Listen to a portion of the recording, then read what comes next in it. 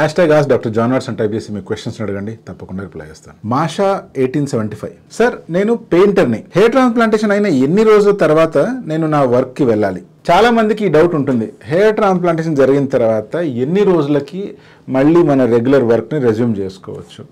ఒక్కొక్కరి వర్క్ని బట్టి ఈ టైం కొంచెం ముందు వెనక మారుతుంది. అంటే దీన్ని మనం సింపుల్గా డివైడ్ చేద్దాం. ఇండోర్లో చేసే వర్క్, అవుట్డోర్లో చేసే వర్క్ అని చెప్పి.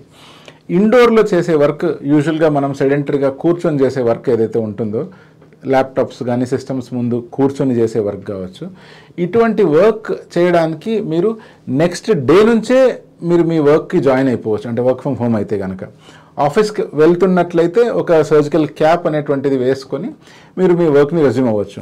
ప్రత్యేకించి మీ ల్యాప్టాప్ కానీ మీ సిస్టమ్ని కానీ దాని స్క్రీన్ అనేటువంటిది మీ ఐ లెవెల్లో ఉండేలా చూసుకోవాలి. అంటే మరి మీరు ఇట్లా కిందికి చూడడం కాకుండా కొంచెం ఐ లెవెల్లో ఉన్నట్లయితే మీ తల వంచకుండా ఉన్నప్పుడు ఈ ఏరియా స్వెల్లింగ్ అనేటువంటిది కిందికి రాకుండా ఉంటుంది. ఇటువంటి జాగ్రత్తలు ఒక 3 to 4 days వరకు పాటిస్తే సరిపోతుంది. అదే ఎవరైతే వర్క్ అవుట్డోర్ చేస్తూ ఉంటారో, అంటే మీరు చెప్పినట్లు పెయింటర్ కావచ్చు, లేకపోతే బయట వర్క్స్ కావచ్చు, లేకపోతే పొలం పనులు కావచ్చు, లేదా ఇంకేదైనా సివిల్ వర్క్స్ కావచ్చు, ఏ వర్క్స్ అయినా కూడా డస్ట్ ఇన్వాల్వ్ అవుతుంది, సన్లైట్ ఇన్వాల్వ్ అవుతుంది, కొంచెం పొల్యూషన్ ఇన్వాల్వ్ అవుతుంది, అటు ఇటు తిరగడం ఎక్కువ ఇన్వాల్వ్ అవుతుంది. అంటే అట్లీస్ట్ ఒక వారం నుంచి 10 రోజుల వరకు వర్క్ రెజ్యూమ్ చేసుకోకపోవడం మంచిది. ఈ వారం 10 రోజుల తర్వాత ఎప్పుడైతే మళ్ళీ మీరు మీ పని మొదలు పెడతారో అటువంటప్పుడు కూడా మీ స్కాల్ప్కి, అంటే మీ సర్జరీ జరిగిన ఏరియాలో ప్రొటెక్టివ్గా ఒక క్యాప్ కానీ లేకపోతే ఇంజనీర్స్ హెల్మెట్ కానీ ధరించడం చాలా అవసరం. మీరు క్లాత్ క్యాప్స్ కనుక వాడుతున్నట్లయితే ప్రతిరోజు